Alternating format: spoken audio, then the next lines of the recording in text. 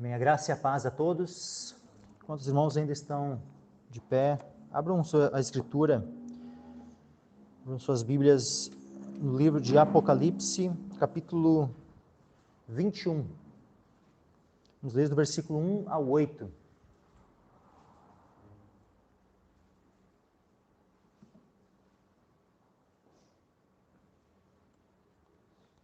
A princípio, se Deus assim permitir, hoje é a antepenúltima ministração do livro de Apocalipse. Teremos mais uma domingo que vem e outra no outro domingo e, a princípio, conclusão, né? Pelo menos essa é a programação, né? E mais adiante a gente vai ver quais outros, né, quais são as próximas exposições, né? Mas então, Apocalipse capítulo 21, versículo 1 ao 8, diz assim: E viu um novo céu e uma nova terra, porque já o primeiro céu e a primeira terra passaram, e o mar já não existe. E eu, João, vi a santa cidade, a nova Jerusalém, que de Deus descia do céu, preparada como uma esposa adornada para o seu marido. E ouvi uma grande voz do céu que dizia: Eis aqui o tabernáculo de Deus está com os homens, pois com eles habitará, e eles serão seu povo, e o mesmo Deus estará com eles e será o seu Deus. E Deus limpará de seus olhos toda lágrima, e não haverá mais morte, nem pranto, nem clamor, nem dor, porque já as primeiras coisas são passadas. E o que estava sentado sobre o trono disse: Eis que faço novas todas as coisas. E disse-me: Escreve, porque estas palavras são verdadeiras e fiéis. E disse-me mais: Está cumprido. Eu sou o Alfa e o Ômega, o princípio e o fim. A quem quer que tiver sede, de graça lhe darei da fonte da água da vida. Quem vencer, herdará todas as coisas, e eu serei seu Deus, e ele será meu filho. Mas quanto aos covardes, e aos incrédulos, e aos abomináveis, e aos homicidas, e aos fornicadores, e aos feiticeiros, e aos idólatras, e a todos os mentirosos, a sua parte será no lago que arde com fogo e enxofre, o que é a segunda morte. Amém. Até aqui. Podem se assentar.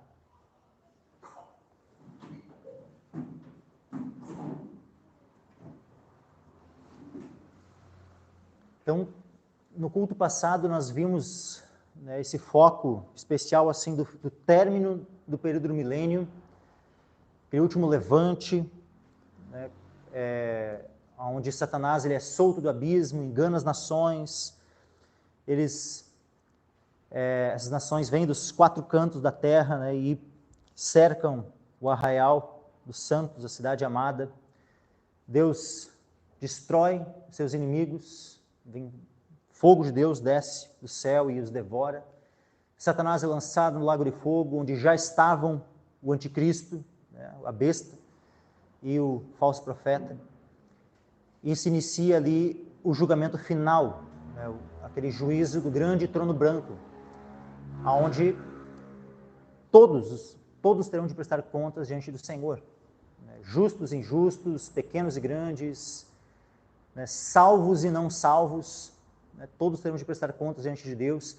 O juízo começará pela casa de Deus, né, esse é um princípio bíblico já, né, estabelecido, já tanto Antigo, Novo Testamento, isso está sempre presente. O julgamento sempre começa por aqueles que estão próximos do Senhor, aqueles que estão numa aliança com Ele. Só que é óbvio que aqueles que são julgados, aqueles que são a casa de Deus, aqueles que são a família de Deus, eles não serão julgados no intuito de ver se serão ou não salvos. Porque aqueles que são a casa de Deus estão salvos, já têm a vida eterna, não hão de perecer. Então é óbvio que é no sentido de tanto nesse aspecto pleno do galardão, como também nessa prestação de contas que todos terão de fazer diante do Senhor. Mas agora, em relação aos ímpios, né, serão julgados conforme as suas obras e serão condenados pelas suas obras. Os salvos não serão salvos pelas suas obras. Os salvos são salvos pela obra de Cristo. Mas os ímpios são condenados pelas suas obras. E após Deus ter executado o juízo sobre tudo, e o problema do pecado, da morte e do mal, todos os aspectos ter sido resolvido, concluído nesse julgamento final. Então nós vemos aqui Apocalipse 21, versículo 1. E vi um novo céu e uma nova terra, porque já o primeiro céu e a primeira terra passaram, e o mar já não existe. Quando diz assim, vi um novo céu e uma nova terra, porque já o primeiro céu e a primeira terra passaram, e o mar já não existe. Aqui, meus irmãos, especialmente quando nós vemos essa porção que nós lemos, né, começa aqui no versículo 1, vai até o 7, e depois ela é ampliada, né, nos versículos 9, aqui desse mesmo capítulo, e dá seguimento, né, no capítulo 22, o início do 22, isso aqui está falando principalmente do estado eterno. Do estado eterno, ou seja, daquilo que se dará após o juízo final. Ou seja, depois do milênio, depois do juízo final, ou seja, naquele estado que é eterno, onde não há mudança, onde nada mais mudará.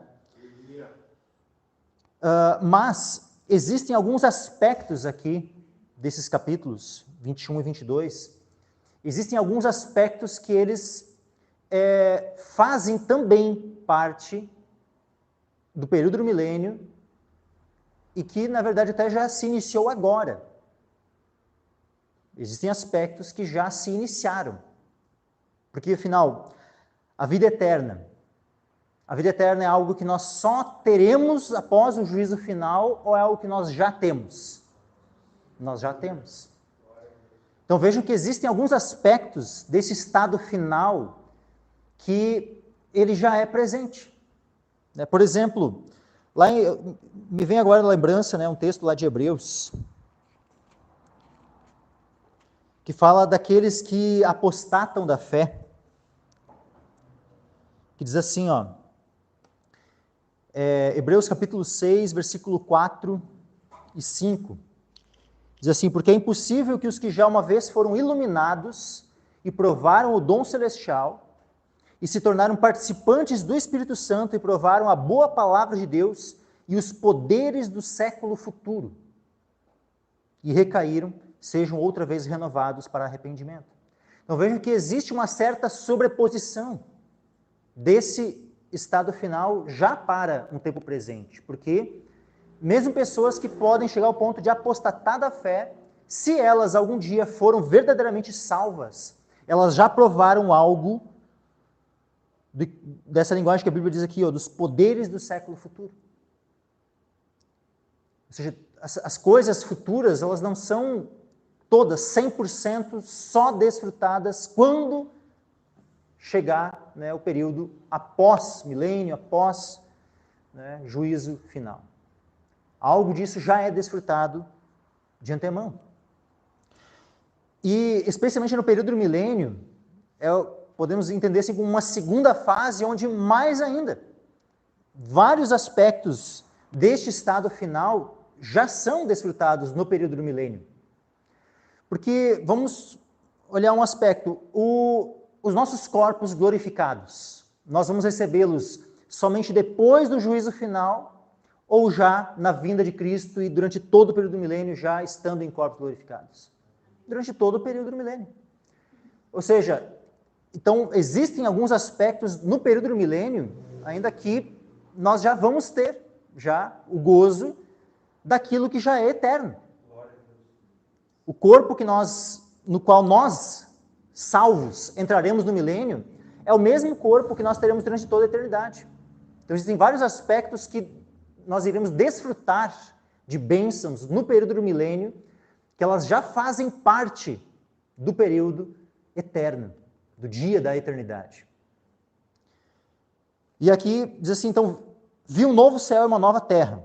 Essa própria linguagem que a Bíblia traz aqui, né, de um novo céu e uma nova terra, se nós formos olhar, né, lá para Isaías, por exemplo, a gente vai ver que o texto lá de Isaías fala de novos céus e nova terra, mas muito do que está descrito sobre novos céus e nova terra lá em Isaías, ele se cumpre no milênio. Não é tudo que vai se cumprir, né, sobre novos céus e nova terra, que 100% de novos céus e nova terra se dará após o juízo final. Existem vários aspectos desses novos céus e nova terra que eles já se cumprirão, pelo menos parcialmente, no milênio. Então vamos lá, Isaías, vamos abrir, irmãos, Isaías capítulo 65.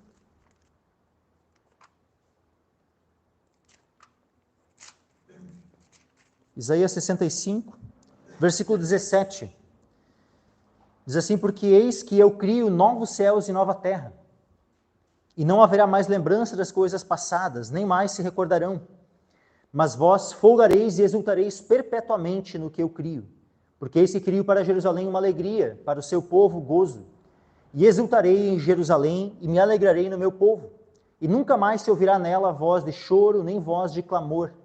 Não haverá mais nela criança de poucos dias, nem velho que não cumpra os seus dias, porque o menino morrerá de 100 anos, porém o pecador de 100 anos será amaldiçoado. E edificarão casas e as habitarão, e plantarão vinhas e comerão do seu fruto, não edificarão para que outros habitem, não plantarão para que outros comam, porque os dias do meu povo serão como os dias da árvore, e os meus eleitos gozarão das obras de suas mãos. Não trabalharão em vão, nem terão filhos para perturbação, porque são a posteridade bendita do Senhor, e os seus descendentes estarão com eles. E será que antes que clamem, eu responderei, estando eles ainda falando, eu os ouvirei. O lobo e o cordeiro se apacentarão juntos, e o leão comerá palha como boi, e o pó será a comida da serpente. Não farão mal nem dano algum em todo o meu santo monte, diz o Senhor. O que nós vemos nesse texto aqui? Que ele inicia falando que Deus cria novos céus e nova terra. Só que isso fala de um período onde ainda existe morte. O menino, olha só, porque o menino morrerá de 100 anos. Ou seja, isso aqui ainda está falando do período do milênio, mas já se usa a linguagem de novos céus e nova terra. Só que, por que isso, meus irmãos? Porque justamente essa profecia aqui, como várias profecias na Escritura, ela tem um cumprimento duplo. Um cumprimento parcial, num momento, e um cumprimento final em outro. Ou pelo menos partes dela se cumprem num momento e partes dela se cumprem num outro momento. Por exemplo, no período do milênio, esse período ainda, né, onde há morte, isso só é no período do milênio, porque no período final, após o juízo final, não existe mais morte. Quando diz aqui, o pecador de 100 anos será amaldiçoado, isso só é possível no período do milênio, porque depois, no estado final, não existe mais maldição. Não existe mais maldição depois. Depois do juízo final, terminou, cessou a morte, cessou a maldição, cessou qualquer... E não vai mais existir ninguém se reproduzindo, casando, se dando em casamento. Não após o juízo final. No período do milênio, isso para as nações que vão restar na terra, isso ainda será possível, mas não depois do milênio. Só que quando nós vemos, por exemplo, aqui, não haverá mais lembrança das coisas passadas, nem mais se recordarão. Isso será assim no milênio ou será assim depois do milênio? Isso será assim depois do milênio. Porque após o juízo final, após todos terem prestado contas diante de Deus, o estado eterno de cada um estar completamente publicado diante de toda a criação, a partir dali não há mais a necessidade de ficar se lembrando, especialmente daquilo que causa dor, porque afinal todo choro, as lágrimas, pranto, nada disso mais vai fazer parte desse estado eterno. Então, as memórias, qualquer memória que pudesse nos causar algum tipo de sofrimento, de dor, Deus vai fazer com que nós esqueçamos dessas memórias. Então, não haverá mais lembrança das coisas passadas, nem mais se recordarão. Eu entendo que isso aqui não é uma coisa plena, que vai haver um apagão, assim, 100% de tudo. Tá? Vai ser vamos dizer assim, uma perda de memória seletiva. Né? Porque senão não faria nem, se fosse zerar completamente, não faria nem sentido Deus ter feito tudo o que fez até agora. Era só Deus fazer assim e já iniciar ali, não precisava Jesus ter vindo, não precisava de nada disso. Era só Deus criar a partir daquele ponto ali em diante, deu. Então, se Deus criou tudo e o seu plano foi da forma como foi, tem algum propósito. Certamente esse propósito não é cair no esquecimento por toda a eternidade.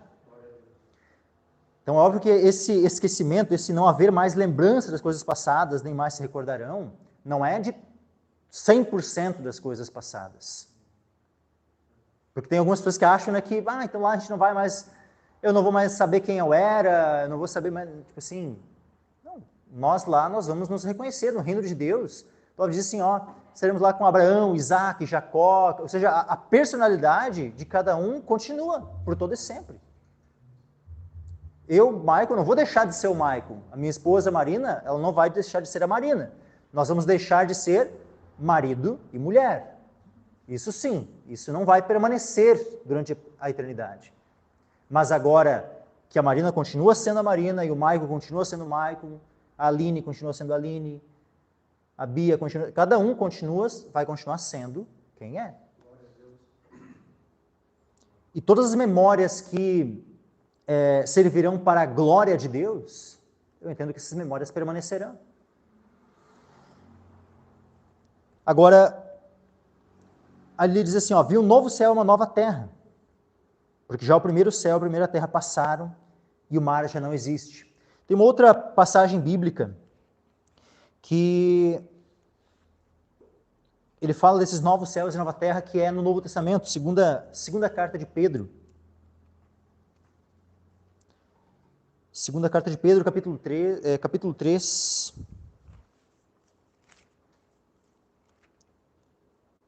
Segunda Pedro, capítulo 3.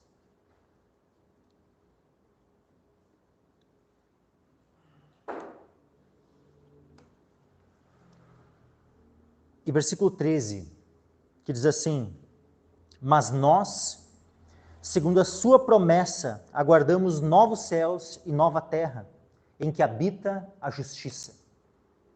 Então nós, segundo a promessa de Deus, nós aguardamos o quê? Novos céus e nova terra. Essa é a nossa esperança, irmãos. Nós aguardamos novos céus e nova terra, onde habita a justiça. E esses novos céus e nova terra, eles em partes já vão se iniciar no período do milênio. O período do milênio é uma fase desses novos céus e nova terra. A fase final, onde se estabelece 100% essa renovação de todas as coisas, é após o milênio. É após o juízo final. É a partir desse ponto onde nós estamos lendo aqui no capítulo 21 de Apocalipse. Mas no período do milênio já se inicia esses novos céus e nova terra onde habita a justiça. Porque o reino de Cristo é um reino de justiça. O reino onde ele vai estar reinando aqui na terra, durante esses 1000 anos, vai ser um reino de justiça. Aí diz assim, viu um novo céu, voltando lá para o Apocalipse, viu um novo céu e uma nova terra, porque já o primeiro céu e a primeira terra passaram, e o mar já não existe. Quando fala assim, o mar já não existe, isso aqui pode ser entendido de duas formas, tá? Ou o mar no sentido do mal, né, como um símbolo do mal, né? Por exemplo, quando fala assim, a besta, né, que emerge do mar, ou outras coisas nesse aspecto, assim, nesse sentido, pode ser, né, então, mar nesse aspecto da maldade, né, que não mais existe, ou seja, o problema do mal foi resolvido, e não existe mais nesses novos céus e nova terra. Ou pode ser também o mar literal. Novos céus e nova terra, onde Deus vai lá e cria novos céus e nova terra, onde não precisa mais existir um mar, né, oceanos tão grandes, né, dividindo, separando, né, onde simplesmente no plano de Deus, quem sabe não precise mais existir, não haja mais necessidade. Então, independente se isso aqui é algo simbólico, né, o mar está representando, né, algo, ou se é o mar literal mesmo, independente, né, a questão aqui diz que nesses novos céus e nova terra, né, o mar já não existe. Versículo 2, e eu, João, vi a santa cidade, a nova Jerusalém, que de Deus descia do céu, preparada como uma esposa adornada para o seu marido. E aqui, é interessante isso aqui, meus irmãos, porque esse aspecto aqui, a santa cidade, a nova Jerusalém que descia do céu preparada como uma esposa adornada para o seu marido. Ela como esposa, a nova Jerusalém como esposa, ela aponta para dois aspectos, essa nova Jerusalém. Tanto para o povo de Deus, então os santos são essa nova Jerusalém, são a esposa do Cordeiro, né, como nós vemos, por exemplo, lá em Apocalipse 19, né, diz assim, regozijemo-nos, Apocalipse 19, versículo 7, regozijemo-nos e alegremo-nos e demos-lhe glória, porque vindas são as bodas do Cordeiro, e já a sua esposa se aprontou. E foi-lhe dado que se vestisse de linho fino, puro e resplandecente, porque o linho fino são as justiças dos santos. Então, aponta para essa esposa, né, como sendo a igreja, como sendo o povo de Deus. Então, nesse aspecto de a esposa sendo o povo de Deus, que vem com Cristo, isso aqui se cumpre já no milênio, porque nós, a igreja, estaremos descendo com Cristo.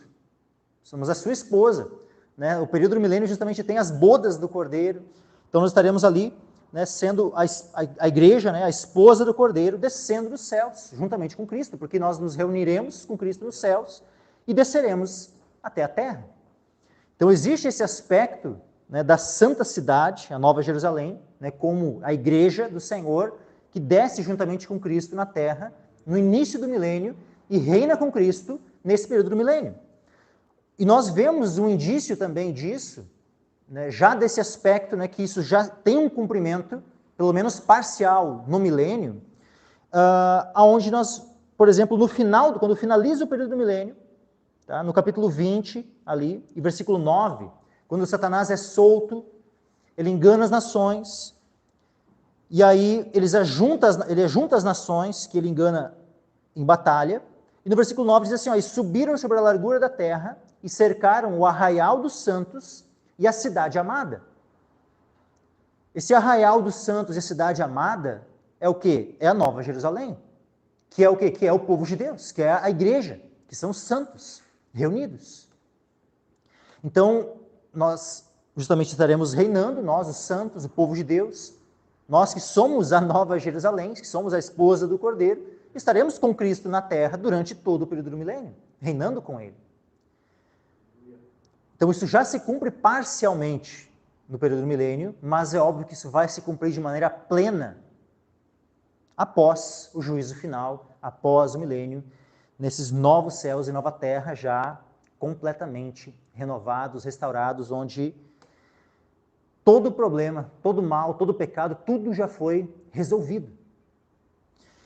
Então diz assim, eu, João, vi a santa cidade, a Nova Jerusalém, que de Deus descia do céu, preparada como uma esposa adornada para o seu marido. E ouvi uma grande voz do céu que dizia, eis aqui o tabernáculo de Deus está com os homens, pois com eles habitará, e eles serão o seu povo, e o mesmo Deus estará com eles, e será o seu Deus. Isso aqui é algo tão tremendo, meus irmãos. Sabe, a gente vai lendo assim cada uma dessas passagens assim e é algo que dá assim um certo temor até de comentar, sabe, de tão grandioso que é, sabe, tudo isso, essas promessas, né, essa descrição, né, daquilo que Deus está prometendo a nós. Ouvi uma grande voz do céu que dizia, eis aqui o tabernáculo de Deus está com os homens. O tabernáculo de Deus está com os homens. Pois com eles habitará. Esse verbo habitará, ele vem do mesmo substantivo tabernáculo. Tá? Tabernáculo é um substantivo e aqui é um verbo. Mas que é como se fosse assim, é como se fosse o verbo tabernaculará. Né?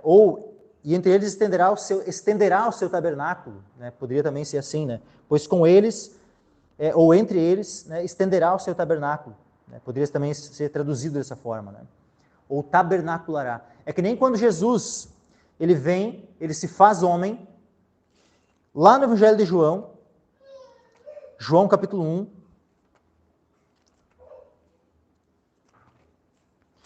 João capítulo 1 e versículo 14, vai dizer assim, e o verbo se fez carne e habitou entre nós, e vimos a sua glória como a glória do unigênito do Pai, cheio de graça e de verdade.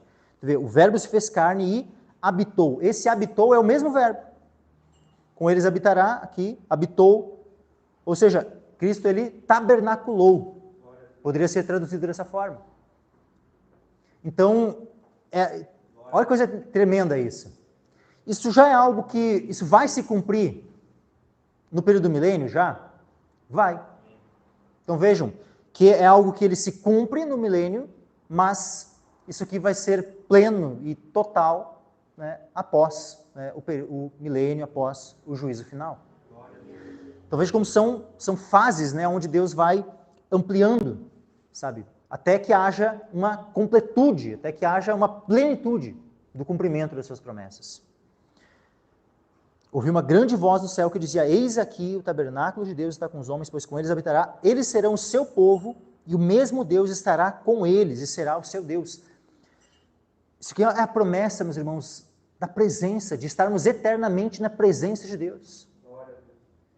Sabe, essa, assim, olha, é uma das maiores promessas da Escritura, meus irmãos. A presença de Deus. Porque Deus pode prometer para nós várias coisas. Mas a promessa, sabe, Ele mesmo se prometer assim para nós, não há maior promessa que essa. Estarmos com Ele, de Ele ser o nosso Deus.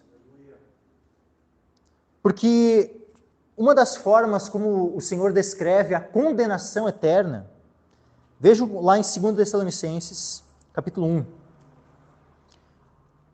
Olha só. 2 Tessalonicenses, 2 Tessalonicenses, capítulo 1, versículo 9. Diz assim, ó, os quais, por castigo, você falando dos perdidos, tá? Os quais, por castigo, padecerão eterna perdição, longe da face do Senhor e da glória do seu poder. Vejam como é a descrição da condenação eterna dos ímpios. Eles estarão em perdição, em eterna perdição, longe da face do Senhor e da glória do seu poder. Já qual é a promessa para nós? Que o Senhor, Ele habitará conosco, Ele tabernaculará conosco, que nós seremos o seu povo, que Ele estará conosco e será o nosso Deus. Ou seja, nós desfrutaremos da presença de Deus eternamente. Quem já se alegrou na presença de Deus?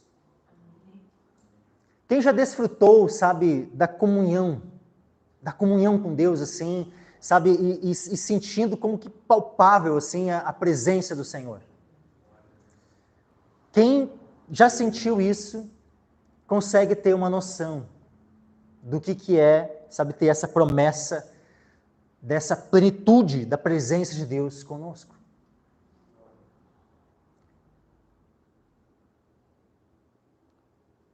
O mesmo Deus estará com eles e será o seu Deus. Nós vemos essa promessa, por exemplo, lá em 2 Coríntios. Isso, meus irmãos, deve nos motivar a nos santificarmos. Porque olha só, 2 Coríntios capítulo 6, versículo 16 em diante. 2 Coríntios 6, 16 em diante. E que consciência tem o templo de Deus com os ídolos? Porque vós sois o templo do Deus vivente. Vós sois o templo do Deus vivente. Como Deus disse, neles habitarei e entre eles andarei. E eu serei o seu Deus e eles serão o meu povo. Por isso, saí do meio deles e apartai-vos, diz o Senhor, e não toqueis nada imundo, e eu vos receberei. E eu serei para vós pai, e vós sereis para mim filhos e filhas, diz o Senhor Todo-Poderoso. Aí no 7, versículo 1, ora, amados, pois que temos tais promessas. Lembra quando lá no Evangelho de João, capítulo 3, versículo 16, diz assim, ó, porque Deus amou o mundo de tal maneira, ou seja, né, mostra assim, quão grande era, né, o amor do Senhor, que Ele demonstrou por nós ao enviar o seu Filho unigênito ao mundo. Ele diz assim que Ele nos amou de tal maneira. Porque Deus amou o mundo de tal maneira que deu o seu Filho unigênito para que todo aquele que nele crê não pereça, mas tenha vida eterna. Aqui, uma vez que mostra, sabe, uma promessa, sabe, tão grande assim, que é dito assim, ora, amados, pois que temos tais promessas, ou seja, tão grandes promessas, promessas tão maravilhosas, purifiquemo-nos de toda imundícia, da carne e do espírito, aperfeiçoando a santificação no temor de Deus. Nós precisamos, uma vez que nós temos essa promessa de estarmos eternamente na presença de Deus, de gozarmos, de nos alegrarmos, de nos regozijarmos eternamente na presença de Deus, diante da face de Deus, o que nós devemos fazer no tempo presente? Nos santificarmos. Principalmente, o chamado para nós é um chamado à santificação. Porque a palavra diz que sem santificação ninguém verá o Senhor. Então, se nós queremos herdar essas promessas, especialmente essa promessa de estarmos eternamente na presença do Senhor, de contemplarmos a face do Senhor, nós precisamos nos santificarmos. Porque sem santificação ninguém verá o Senhor. Segui a paz com todos e a santificação sem a qual ninguém verá o Senhor. Como diz aqui, ora, amados, pois que temos tais promessas, e promessas do quê? Essas promessas da presença de Deus, que recém foi falada. De Deus ser o nosso Pai, nosso Deus eternamente. Uma vez, pois que temos tais promessas, purifiquemo-nos de toda imundícia da carne e do pecado, aperfeiçoando a santificação no temor de Deus. Voltando lá para o Apocalipse. Versículo 4. E Deus limpará de seus olhos toda lágrima, e não haverá mais morte, nem pranto, nem clamor, nem dor, porque já as primeiras coisas são passadas. Deus limpará de seus olhos toda lágrima. Nada mais que nos faça chorar. Nada disso vai entrar, vai permanecer após o juízo daquele grande dia. Deus vai julgar todas as coisas, todos vão prestar contas e a partir dali nós vamos entrar nesse estado eterno de novos céus e nova terra, onde nada que cause tristeza vai estar sobre nós. Deus limpará de seus olhos toda lágrima. Não haverá mais morte, não haverá mais pranto, não haverá mais clamor, nem dor. Se só uma dessas coisas fossem tiradas hoje, já não seria, sabe, algo tão maravilhoso. Pense, ó, Deus removesse a morte e a tristeza, né, de perdermos os entes queridos, pessoas que morrem, isso já não existisse mais. Já não seria algo muito bom? Agora, se a dor fosse removida, sabe quantas pessoas, né, sofrem com dores? Dos diversos tipos. Seja dor no corpo, aquela dor, né, interna, na alma. Se a dor fosse removida. Mas aqui é de tudo. Deus limpará de seus olhos toda lágrima. Não haverá mais morte, nem pranto, nem clamor, nem dor, porque já as primeiras coisas são passadas. Tudo aquilo que pode causar dor, o pecado, o mal, tudo, as doenças, tudo foi resolvido. Tudo já é algo pertencente somente ao passado. Não vai adentrar no estado futuro, nos novos céus e nova terra. Deus limpará de seus olhos toda lágrima. Deus mesmo, né, como esse nosso Pai amoroso, esse Pai misericordioso, Ele mesmo vai se encarregar de enxugar as lágrimas de cada um de nós. O próprio Deus limpará de seus olhos toda lágrima. Não haverá mais morte, nem pranto, nem clamor, nem dor, porque já as primeiras coisas são passadas. E o que estava sentado sobre o trono, aqui é o Pai, aqui é Jesus Cristo. E o que estava sentado sobre o trono disse: Eis que faço novas todas as coisas. E disse-me: Escreve, porque estas palavras são verdadeiras e fiéis.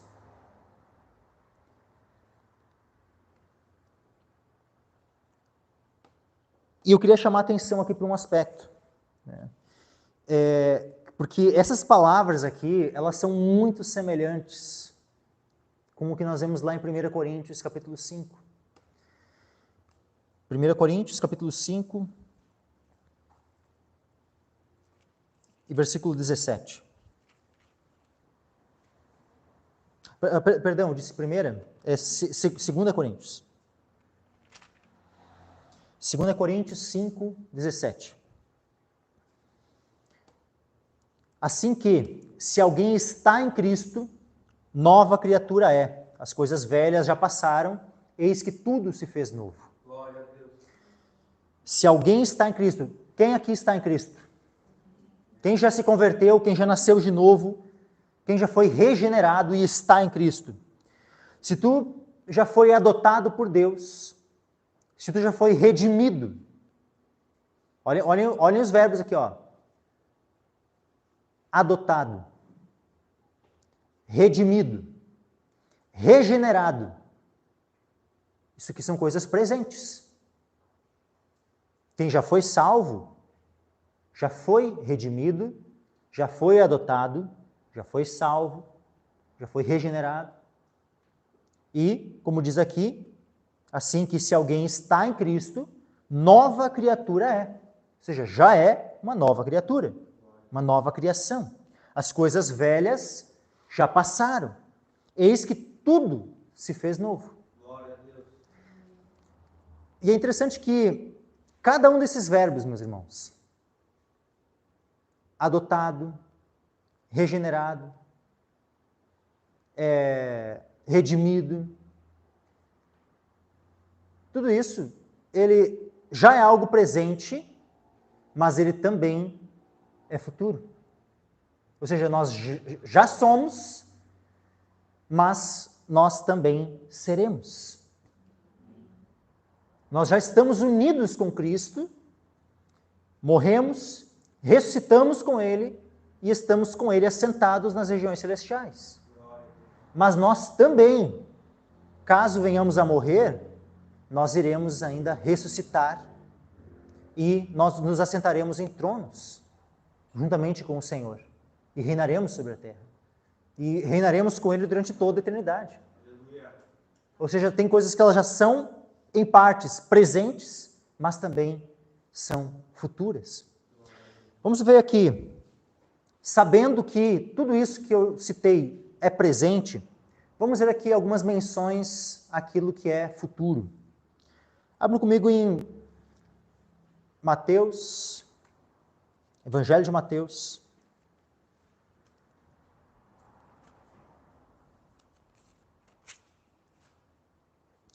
capítulo 19, versículo 27 e 28. Mateus 19, versículo 27 e 28. Regeneração. Nós somos regenerados quando nós cremos em Jesus Cristo e nos arrependemos dos nossos pecados. Ou seja, quando nós nos convertemos. Nesse momento, nesse dia que nós nos convertemos ao Senhor, nós fomos regenerados. Ou seja, nós nascemos de novo.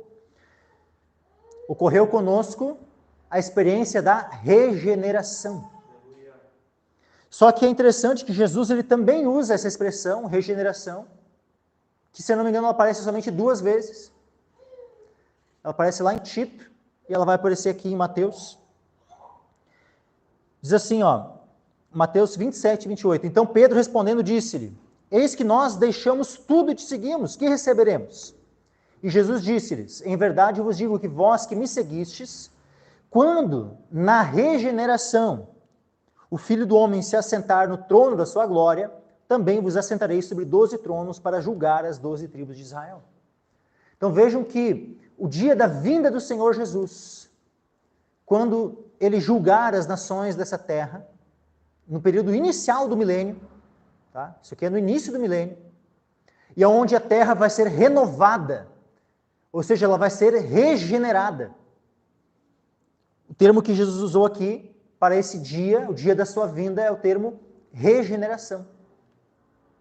Em verdade, vos digo que vós que me seguistes, quando na regeneração, ou seja, aqui a regeneração é o dia onde os mortos em Cristo vão ressuscitar. Assim como quando no passado, quando nós olhamos para a nossa experiência passada, quando nós nos convertemos ao Senhor, nesse dia nós morremos com Cristo e ressuscitamos com Ele. Então nós já tivemos uma ressurreição espiritual no dia do nosso novo nascimento, no dia em que nós fomos salvos. Nós fomos regenerados, nós ressuscitamos com Cristo.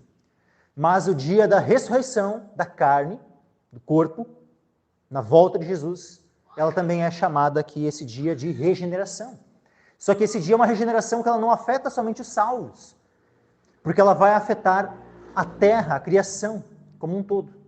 Porque o Senhor Jesus ele vai renovar essa terra também no dia da sua vinda, porque ele não vai reinar 1000 anos sobre uma terra destruída, mas sim sobre uma terra regenerada. Agora vamos ver aqui outro texto, que é Romanos. Romanos capítulo 8.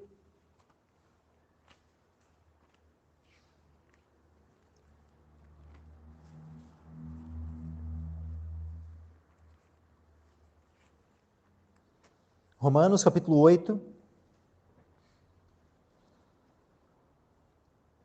Diz assim, Romanos 8, versículo 17. E as versículo 16 em diante. Romanos 8, versículo 16 em diante. O próprio Espírito testifica com o nosso Espírito que somos filhos de Deus.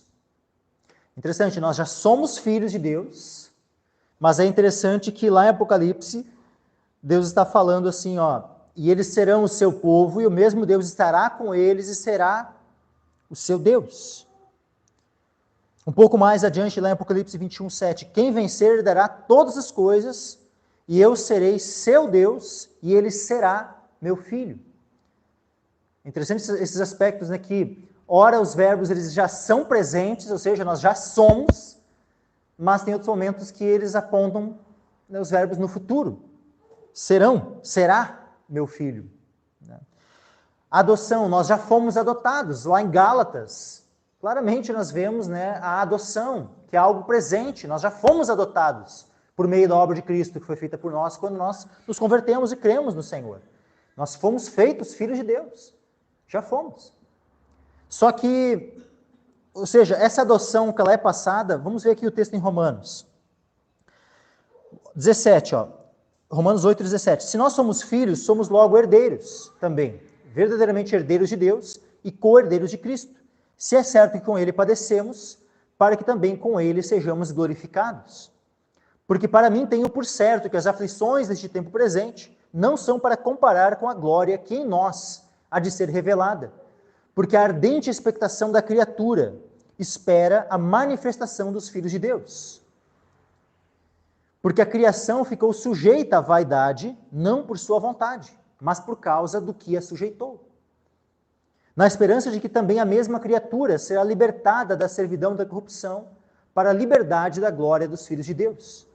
Porque sabemos que toda a criação geme e está juntamente com dores de parto até agora. E não só ela, mas nós mesmos que temos as primícias do Espírito também gememos em nós mesmos, esperando a adoção. Tu vê, existe uma adoção que nós estamos ainda esperando, aguardando. E essa adoção que nós estamos aguardando, que estamos esperando, é dito aqui, a saber, a redenção do nosso corpo. O que também aponta uma redenção que é futura, porque nós já temos uma redenção presente. Nós já fomos redimidos por Cristo. Mas existe um aspecto onde há uma redenção que é futura. E aqui é dito, esperando a adoção, a saber, a redenção do nosso corpo. Então, meus irmãos, essas promessas, né, essas profecias aqui que Paulo, né, foi movido pelo Senhor a escrever aqui em Romanos 8, elas apontam para o quê? Para um estado presente e futuro. O presente, onde nós gememos por causa do nosso estado presente, e onde a criação geme por causa desse estado presente, por causa da corrupção, por causa do pecado, por causa do mal. Então, na vinda de Cristo, os nossos corpos serão redimidos. Nós seremos, né, ali adotados. Né? Ou seja, já fomos, mas seremos. E E a partir dali, meus irmãos, a partir desse momento onde nós formos, os nossos corpos forem redimidos, onde nós formos glorificados, a partir dali, no que tange a nós, filhos de Deus, lágrimas, choro, pranto, tudo isso já é passado. Então, no que tange a nós, meus irmãos, isso já vai ser algo pleno, já na vinda de Cristo. Glória a Deus. Na vinda de Cristo isso já vai ser pleno, ou seja, durante todo o período do milênio, nós estaremos desfrutando de todas as bênçãos, de tudo aquilo que sabe, que são essas promessas, né, do que trata ali a adoção, a redenção, regeneração, todos os aspectos para nós vai ser pleno, porque quando Jesus voltar, nós estaremos para sempre com o Senhor. Para sempre, lá em 1 Tessalonicenses, quando fala do arrebatamento, né, nós somos arrebatados para o encontro com o Senhor nos ares, e a partir de então nós estamos sempre com o Senhor. Então esse estado ele não vai sofrer nenhum tipo de mudança. Por mais que vai haver sim uma prestação de contas, um julgamento, mas nada disso vai alterar o nosso estado diante do Senhor. Agora, em relação à terra, em relação a essa criação, e mesmo o nosso contato, né? Hoje os anjos têm contato conosco, né? Vem ministro, né, a homens pecadores, né? Mas são servos de Deus enviados, né, para servir aqueles que hão de herdar a salvação. No período do milênio, nós estaremos, né, tendo né, uma noção de como é que foi todos esses milênios aí, os anjos atuando aqui na Terra, né? Porque no período do milênio nós estaremos em corpos glorificados, sem pecado, mas governando sobre uma terra onde ainda há pessoas pecadoras. Então nós vamos saber um pouquinho do que é, só que tem uma diferença, meus irmãos. Porque por mais que vão haver pessoas pecadoras na terra durante o período do milênio, não vai haver pecado no mesmo sentido como há hoje. Tá? Por quê? Hoje nós temos, imagine, meus irmãos, nós temos uma luta contra Satanás e seus demônios, que em todo o tempo está ali, nesse reino das trevas, né, Satanás, principados, potestades, as hostes, né, do inferno, tudo tentando levar todo este mundo, todas as pessoas ao pecado, à morte, a tudo de ruim. Estão promovendo, né, o mal neste mundo. Só que no período do milênio não vai haver isso. Satanás e seus demônios estarão todos no abismo. Então não vai haver nenhum tipo de demônio no período do milênio. Outro aspecto, nós temos toda essa influência do mundo. A Bíblia diz que o mundo jaz no maligno. O mundo jaz no maligno. Então, fala assim, não vos conformeis com este mundo. Só que o que acontece? Por quê? Porque este mundo está dominado debaixo desse sistema maligno, dominado por Satanás. Só que qual é a questão? No milênio, a questão se inverte. O mundo não vai mais estar jazendo, né, no maligno. No período do milênio, o mundo vai estar debaixo do governo de Cristo, do governo dos santos. Então, a influência, só imagine aquelas nações que ainda vão estar, né, na carne, que ainda vão estar ali na sua natureza ainda pecaminosa, mas eles não vão ter influência nenhuma de demônios para os conduzir ao pecado, e eles não vão ter influência do meio, porque o mundo vai estar debaixo do governo do Senhor Jesus e de nós.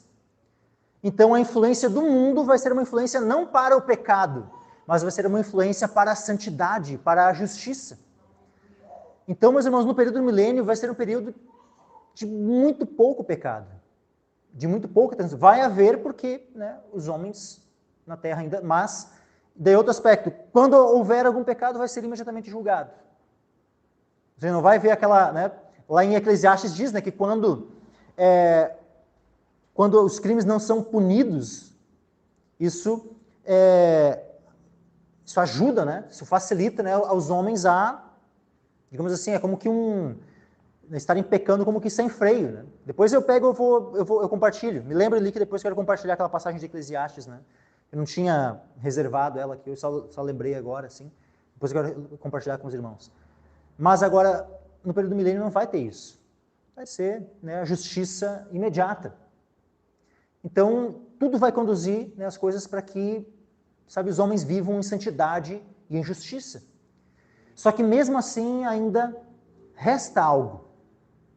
Ainda resta algo de pecado, ainda resta algo de maldição, de morte, de enfermidade, de coisas que podem fazer, né, os homens chorar e de algum certo modo de fazer a criação gemer. Mas agora neste estado final aqui, onde Deus limpará de seus olhos toda lágrima, não haverá mais morte, nem pranto, nem clamor, nem dor, porque já as primeiras coisas são passadas. Aqui já fala de um estado que é pleno, onde já não resta mais nada disso. Não vai mais haver um pecado sequer. Não vai mais haver mal. Nós, sabe, é algo que está além da nossa imaginação, porque nós fomos criados e sempre existimos num contexto onde existe o bem e existe o mal. Então nós não sabemos, de fato, o que é viver num local onde só existe bem. Meus irmãos, que maravilha que será, sabe, esse estado eterno, onde nós teremos para sempre com o Senhor, em novos céus e nova terra, onde habita a justiça, onde só há bem, não há mais mal, não há mais pecado, não há mais injustiça, iniquidade, nada disso.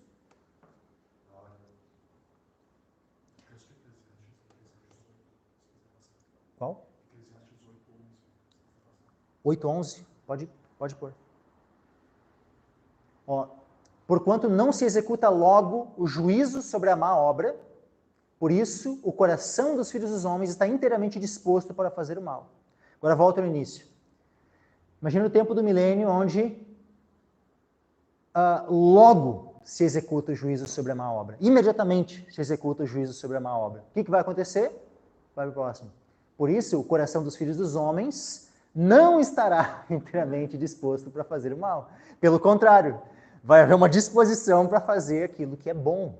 Não é para fazer o mal, mas aí, uma vez que se executa logo, aí o coração dos filhos dos homens estará inteiramente disposto para fazer o bem.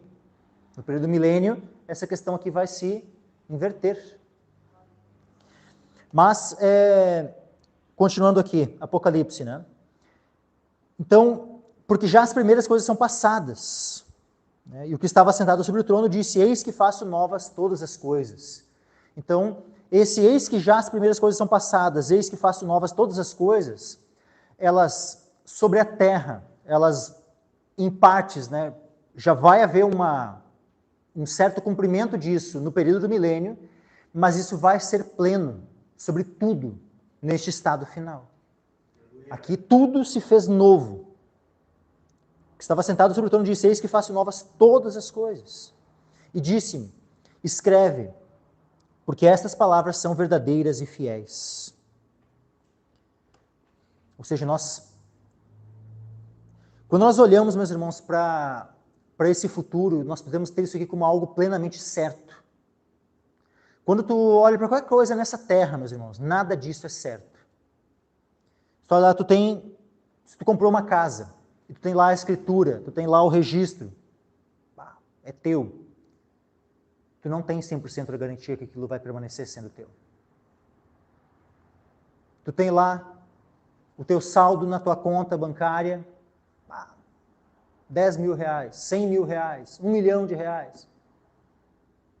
O meu dinheiro está ali guardadinho e tal. Tu não tem a garantia de que aquele dinheiro vai permanecer lá. Tu não sabe se não vai vir um presidente como Collor, que vai simplesmente, no dia seguinte, cadê o dinheiro? Tu não sabe quem vai ser, né, alguém que pode expropriar tudo aquilo que tu julgava ter. Simplesmente tudo te é tirado.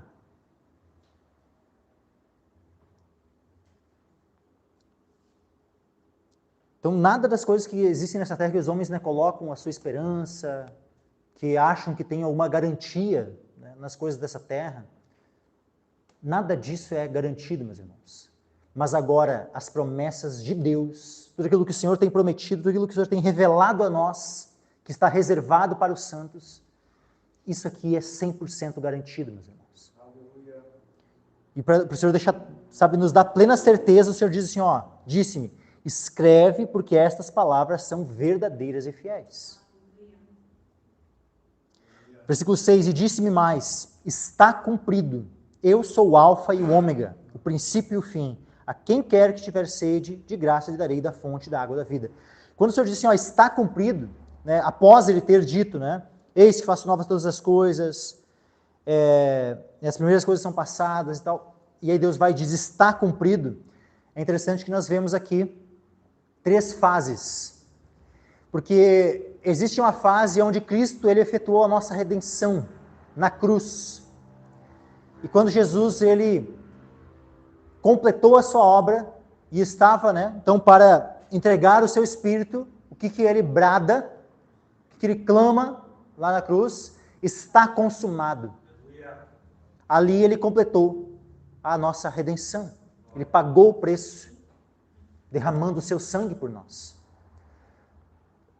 No evento da sua segunda vinda, quando os mortos serão ressuscitados, quando os vivos serão transformados e serão arrebatados para o encontro com o Senhor nos ares, juntamente, né, com os mortos ressuscitados, seremos arrebatados para o encontro com o Senhor nos ares. Isso tudo se dará após o derramamento da 7ª taça. A gente já viu, né, no capítulo 16 de Apocalipse. Quando aquela 7ª taça é derramada, nós já vimos que juntamente com o derramamento da 7ª taça, imediatamente, né, ao toque da 7ª trombeta, a ressurreição dos mortos, o arrebatamento e tal. Mas quando aquela 7ª taça é derramada, o que é dito? Está feito. Há uma grande voz, né? Apocalipse 16, versículo 17. O 7º anjo derramou a sua taça no ar e saiu uma grande voz do templo do céu, do trono, dizendo, está feito. Então veja esses eventos, né? A crucificação, quando Jesus completou, está consumado. Naquele momento anterior, né, quando Jesus está para vir, logo na sequência, né, ao toque da 7ª trombeta, há uma grande voz, né, está feito. E depois de tudo completado, juízo final, já tudo, né, novos céus, nova terra, tudo já inaugurado, né, o estado eterno, completamente já consumado, o que é dito? E disse mais, está cumprido. Então aqui nós vemos essas 3 fases, né? E aqui então essa fase final e definitiva. E definitiva, meus irmãos. Disse-me mais, está cumprido, eu sou o alfa e o ômega, o princípio e o fim. Aqui Jesus, né, que ao longo, né, do livro de Apocalipse, a gente vê esse título a respeito de Cristo, né, várias vezes. Lá no início, depois mais adiante no capítulo 22, novamente, Jesus ele se autoproclama, né, como sendo o alfa e o ômega, o princípio e o fim. Isso mostra, né, que ele é aquele que é o criador e o consumador de todas as coisas. Ele está no controle de tudo. Toda a história está nas mãos dele. Nada acontece sem que ele esteja no controle de cada aspecto deste mundo. Então, do início ao fim, nada nunca fugiu do controle do Senhor. A queda do homem lá no Jardim do Éden não foi as coisas fugindo do controle do Senhor. Qualquer situação que acontece na nossa vida, por mais que nós não entendamos, muitas vezes no momento, por que está acontecendo alguma coisa e tal, mas nada disso é as coisas fugindo do controle do Senhor, nunca. Tudo sempre está debaixo do controle do Senhor. Ele está no controle de tudo. Ele é o alfa e o ômega, o princípio e o fim. A quem quer que tiver sede, de graça lhe darei da fonte da água da vida. E aqui, meus irmãos, é um chamado. Quem já bebeu desta água? Essa água está disponível. Está disponível para quem tiver sede. A quem quer que tiver sede. Só basta ter sede. Jesus ele disse, né? Naquele grande dia da festa. Quem tiver sede, venha a mim e beba.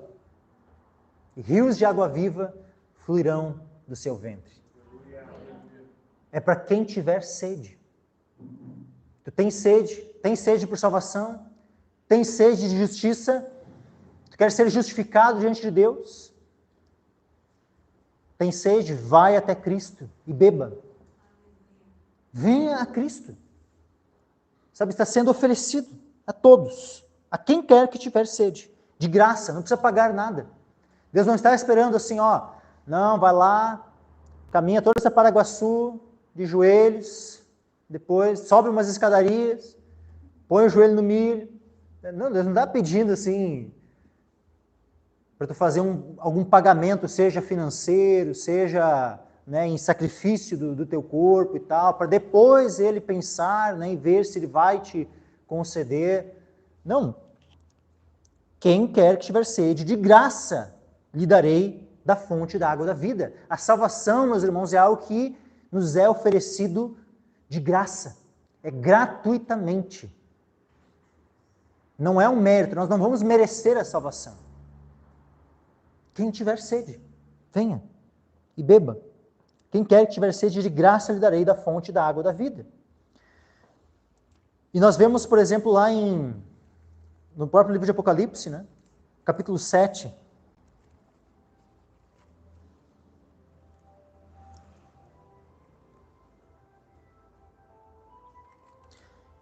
Apocalipse capítulo 7, versículo 9, diz assim, ó, depois dessas coisas olhei, e eis aqui uma grande multidão, a qual ninguém podia contar, de todas as nações e tribos e povos e línguas, que estavam diante do trono e perante o Cordeiro, trajando vestes brancas e com palmas nas suas mãos. E clamavam com grande voz, dizendo, salvação ao nosso Deus, que está sentado no trono, e ao Cordeiro.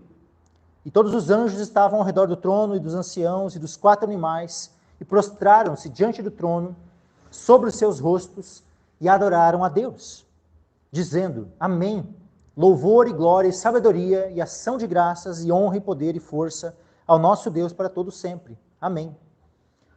E um dos anciãos me falou, dizendo, estes que estão vestidos de vestes brancas, quem são? E de onde vieram? E eu disse-lhe, Senhor, tu sabes. E ele disse-me, estes são os que vieram da grande tribulação, e lavaram as suas vestes, e as branquearam no sangue do Cordeiro. Por isso, estão diante do trono de Deus, e o servem de dia e de noite no seu templo. E aquele que está sentado sobre o trono, os cobrirá com a sua sombra. Ou também nós poderíamos, né, traduzir como, e os cobrirá com o seu tabernáculo.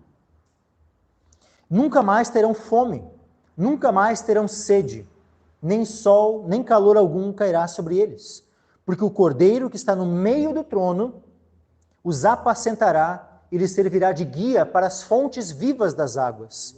E Deus limpará de seus olhos toda a lágrima. Então vejam como esse texto aqui, ele faz referência a esse estado final. Por isso que quando eu havia exposto lá o capítulo 7, eu havia dito que aquele texto ele podia se enquadrar ou no período do milênio, ou no período já final, naquele estado eterno. Por quê? Porque, de fato, em partes, ele já há um cumprimento disso no período do milênio.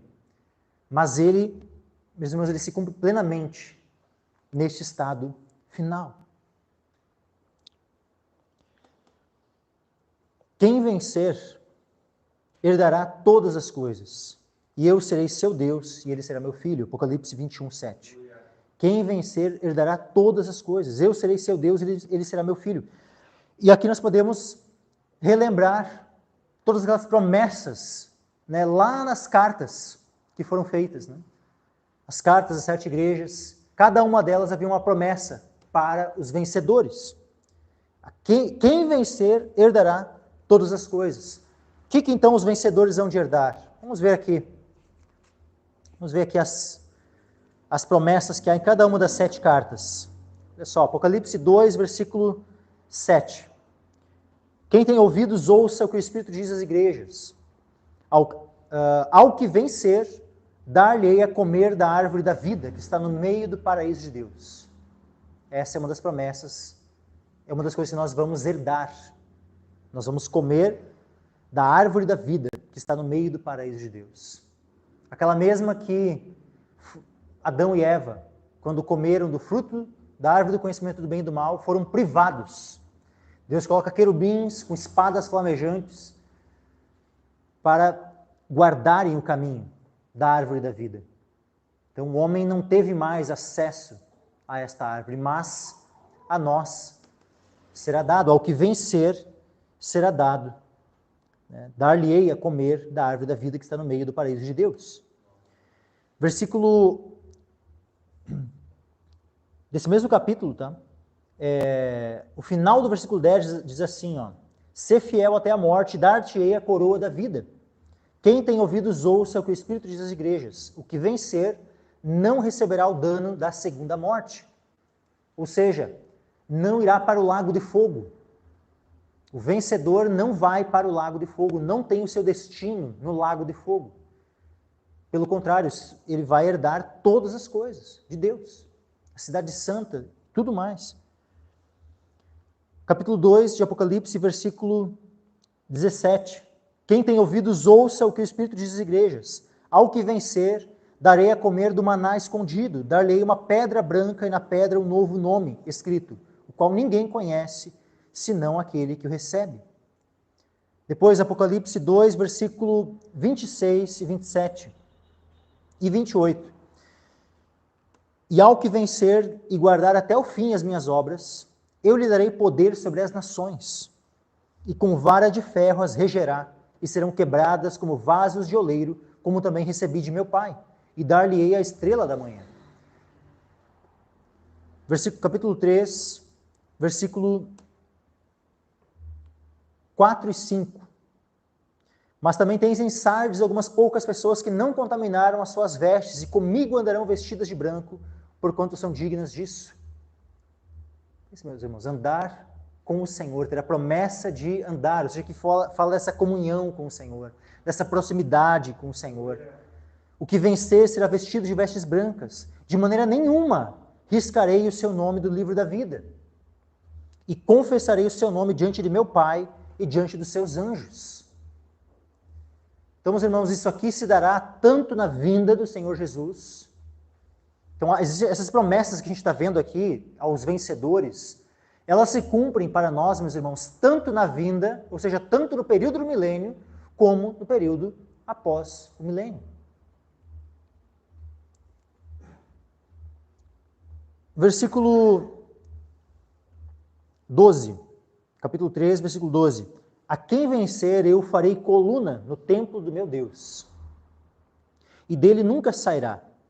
E escreverei sobre ele o nome do meu Deus, e o nome da cidade do meu Deus, a nova Jerusalém, que desce do céu, do meu Deus, e também o meu novo nome. Então aqui, né, tanto fala da cidade, fala do templo, né, esse vínculo que no culto que vem eu quero abordar um pouco mais, né, com um pouco mais de profundidade, esses aspectos, né, da cidade e templo, né, mas que também são a nossa herança. E, por fim, Apocalipse 3, versículo 21, que diz assim: E ao que vencer, lhe concederei que se assente comigo no meu trono, assim como eu venci e me assentei com meu Pai no seu trono. Isso aqui, meus irmãos, também já se cumpre no período do milênio e se cumpre depois nesse estado eterno. No milênio como? Como quando diz ali, ó, Apocalipse 20, versículo 4. E vi tronos e assentaram-se sobre eles, e foi-lhes dado o poder de julgar. Ou seja, e Jesus mesmo também, né, a gente já leu antes ali em Mateus, quando na regeneração, né, vão se sentar juntamente, né, comigo, né, em 12 tronos, julgando as tribos de Israel, aquela promessa para os discípulos, né, ou seja, né, nós já vamos nos assentar juntamente com Cristo na sua vinda, durante o período do milênio, mas também depois estaremos eternamente com o Senhor, com essa promessa sendo cumprida, reinaremos juntamente com Ele por toda a eternidade. E voltando aqui então, Apocalipse 21, para nós concluirmos, versículo 7, quem vencer herdará todas as coisas, e é tudo isso, né, tanto essas promessas que nós recapitulamos aqui, como todas as outras promessas que há, né, na Escritura, meus irmãos. Eu não vou nem restringir somente aquilo que foi prometido no livro do Apocalipse, mas herdará todas as coisas. É tudo aquilo que Deus tem prometido na Escritura. Nós herdaremos. E eu serei seu Deus, e ele será meu filho. E aqui essa é a principal das heranças, né? É termos a ele eternamente como o nosso Deus. E nós como eternamente filhos dele. E versículo 8, então, Mas quanto aos covardes, e aos incrédulos, e aos abomináveis, aos homicidas, aos fornicadores, aos feiticeiros, e aos idólatras, e a todos os mentirosos, a sua parte será no lago que arde com fogo e enxofre, o que é a segunda morte. Então aqui, meus irmãos, nós temos uma advertência.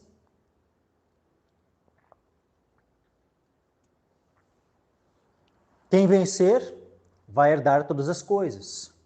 Mas agora, primeiro é dito, mas quanto aos covardes.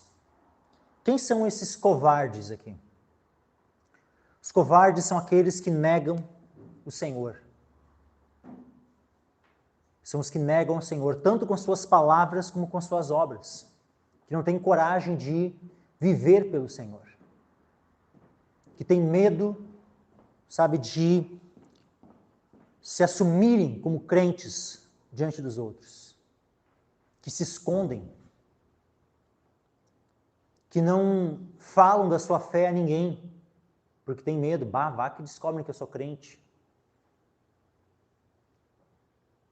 Os covardes são esses, aqueles que se envergonham do nome do Senhor Jesus, que se envergonham do Evangelho, que têm uma fé que é só de boca, que dizem que conhecem a Deus, mas que negam ao Senhor com as suas obras. Que quando chega qualquer dificuldade, qualquer provação, se afastam, se desviam.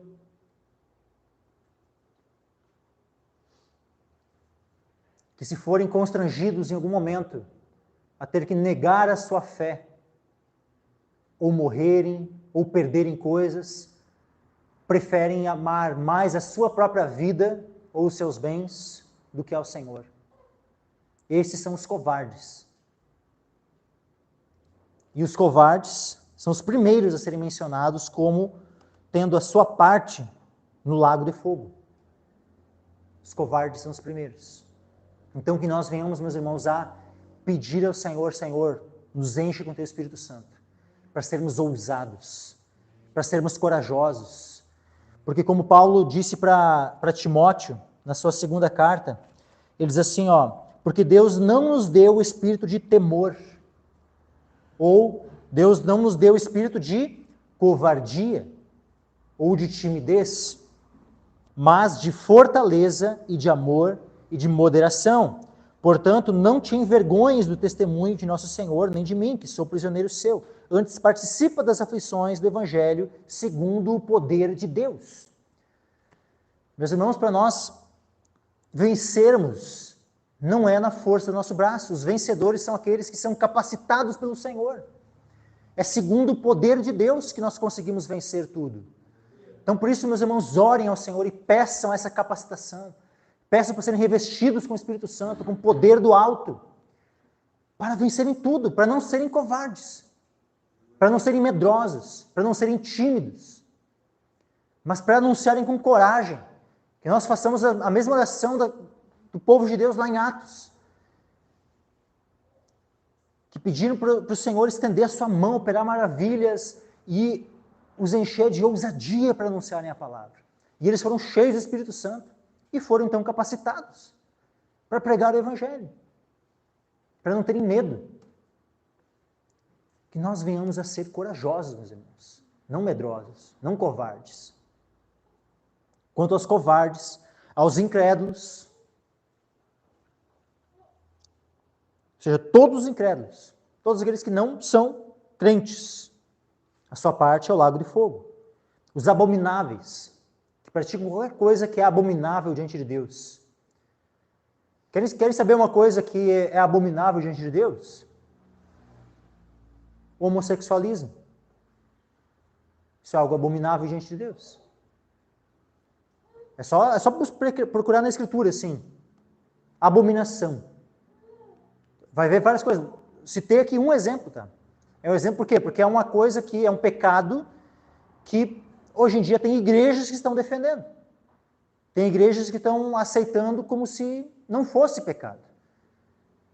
Qualquer instituição aí que tenha nome de igreja que tente defender qualquer tipo de abominação, não é mais igreja. Se algum dia foi, deixou de ser. Aos abomináveis, aos homicidas, e aqui eu posso incluir até mesmo, não só homicídio no sentido de tirar a própria vida de outro, mas inclusive aqueles que odeiam. Que João vai dizer que, o próprio João que escreveu o Apocalipse, na sua primeira carta, ele diz que aquele que odeia o seu irmão é homicida. Então, tu nutre ódio contra alguém, toma cuidado. Toma cuidado, porque a parte dos homicidas é o lago de fogo. Nós não podemos ter nada, nós não podemos nutrir ódio contra ninguém, meus irmãos. Os fornicadores. Fornicadores. Fornicadores é qualquer tipo de relação de intimidade que só é própria para um casal casado. Só que é feita por pessoas que não são casadas. Ou seja, as intimidades de um casal casado, elas são bênção, elas são santas, porque estão dentro da aliança do matrimônio. Mas agora, qualquer tipo de intimidade própria do casamento e que é realizada por pessoas não casadas é fornicação. Os fornicadores, a sua parte é o lago de fogo. Os feiticeiros. Nosso país e o nosso estado, Rio Grande do Sul, nosso país, especialmente nosso estado, é um estado cheio de feitiçaria. Os idólatras, mesma coisa, nosso país e o nosso estado. Um país cheio de idolatria. Os feiticeiros, idólatras e todos os mentirosos, a sua parte será no lago que arde com fogo e enxofre. Cuida com a mentira, porque a mentira aqui, meus irmãos, todos os mentirosos, a sua parte será no lago que arde com fogo e enxofre, o que é a segunda morte. E se nós formos ver, tem 3 situações aqui que descrevem aqueles que vão para o lago de fogo. Aqui é o momento, aqui tem uma lista. No final do capítulo 21 vai dizer assim, não entrará nela coisa alguma que contamine e cometa abominação e mentira, mas só os que estão escritos no livro da vida do Cordeiro. Ou seja, mais uma vez, é uma lista daqueles que não vão entrar na cidade, pelo contrário, essa parte será no lago de fogo. E tu vê, os mentirosos estão ali junto, aqueles que cometem a mentira. E depois, lá no capítulo 22, e versículo 15, diz assim, mas ficarão de fora os cães, os feiticeiros, os fornicadores, os homicidas, os idólatras e qualquer que ama e comete mentira. Então vejam que a mentira, meus irmãos, é o único pecado que foi mencionado as 3 vezes. Nas 3 listas, a mentira está incluída. Porque o nosso Deus é um Deus de verdade. O nosso Deus é um Deus que ele não pode mentir. Então, se Deus ele nem sequer pode mentir, meus irmãos, Deus ele não suporta a mentira. E ele deixa muito claro que os mentirosos têm a sua parte no lago de fogo. Então, se tu tem o costume de mentir, te arrepende da mentira e passe a falar a verdade ao seu próximo. E com isso eu quero concluir essa noite.